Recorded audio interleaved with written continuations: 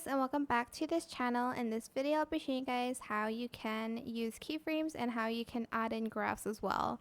So add a keyframe here in transform, and for instance I want to zoom in to the video here, so I'm just going to scale it. Then you're just going to right click to add graphs, and then you're going to select the show variable speed animation. I guess it changed it now. Select either the first or the second keyframe. Select the preset, and then you're going to select the graphs that you want to use. There's ease in, quad in, cubic in, ease out, and stuff like that. And that is pretty much it, really.